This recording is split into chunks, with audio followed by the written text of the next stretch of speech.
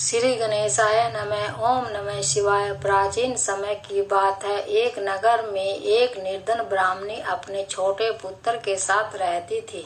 उसके पति का देहांत हो चुका था। जीवन अत्यंत कठिन था। फिर वह कभी धर्म और भगवान की भक्ति से विमुख नहीं हुई। वह प्रतिदिन भगवान शिव की पूजा करती और प्रत्येक प्रदोष व्रत श्रद्धा एवं नियम पूर्वक रखती थी।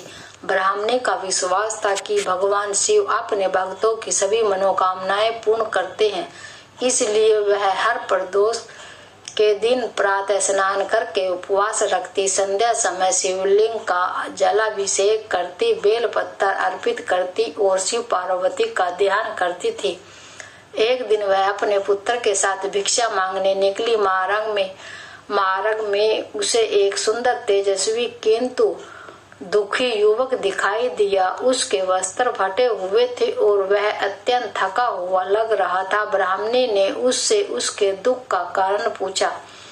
युवक ने बताया, मैं विदर्भ देश का राजकुमार धर्मगुप्त हूँ। शत्रुओं ने मेरे पिता के राज्य पर अधिकार कर लिया है। युद्ध में मेरे पिता वीरगति को प्राप्त हुए और मुझे राज्य छोड़कर भटकना पड़ा। अब मेरा कोई सहारा नहीं है।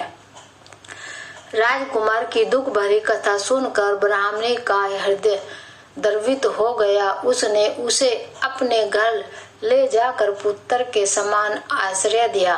यद्यपि वह समम निर्धन थी, फिर भी जो कुछ भोजन मिलता उसमें से राजकुमार को भी खिलाती। समय बीतने लगा। राजकुमार ब्राह्मणी के साथ रहने लगा और वह भी भगवान शिव की भक्ति और प्रदोष व्रत के महत्व को समझने लगा। ब्राह्मणी उसे सदा शिव जी की महिमा सुनाती और कहती, बेटा, सच्चे मन से भगवान शिव की आराधना करने वाले कभी अहित नहीं होता।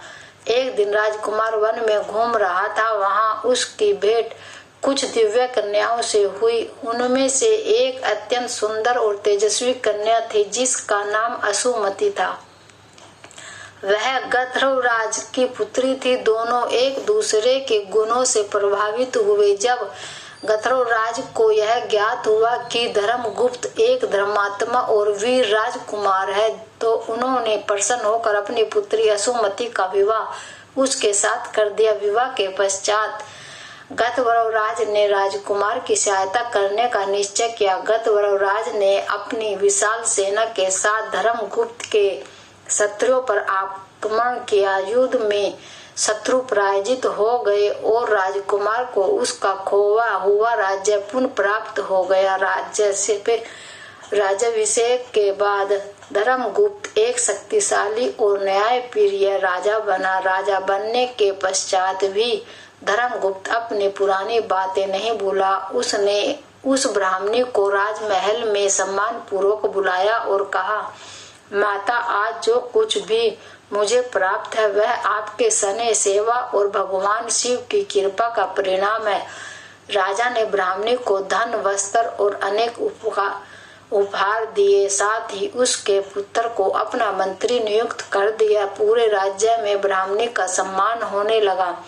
ब्राह्मणी ने निर्ममता से कहा, पुत्र, यह सब भगवान शिव के प्रदोष व्रत का प्रताप है। मैंने जो भी व्रत और पूजा की उसी के पुण्य से आज यह शुभ फल प्राप्त हुआ है। उस दिन से राजा धर्मगुप्त, उसकी पत्नी असुमति और पूरी प्रजा श्रद्धा पूर्वक प्रदोष व्रत करने लगी। भगवान शिव की कृपा से राज्य में सुख, शांति और समृद्धि बढ़ने लगी। कथा के अंत में भगवान शिव प्रकट हुए और बोले, जो मनुष्य श्रद्धा, भक्ति और नियम पूर्वक प्रदोष व्रत करेगा उसके सभी कष्ट दूर होंगे। उसे धन, वैभव, यश, संतान, सुख और मोक्ष की प्राप्ति होगी। तभी से शुक्रवार को पड़ने वाले प्रदोष व्रत को शुक्र प्रदोष व्रत कहा जाता है। यह व्रत विशेष रूप से सुख, समृद्धि, दाम्पत्य सुख, ऐश्वर्य और मनोकामना पूर्ति के लिए किया जाता है। शुक्र प्रदोष व्रत का महत्व, भगवान शिव और माता पार्वती की विशेष कृपा प्राप्त होती है। दाम्पत्य जीवन सुखमय बनता है। आर्थिक समस्याएं दूर होती हैं। परिवार में शांति और समृद्धि आती है। मनोकामनाएं पूर्ण होती हैं, पापों का नाश होकर पुण्य की प्राप्ति होती है। ओम नमः शिवाय। हर हर महादेव।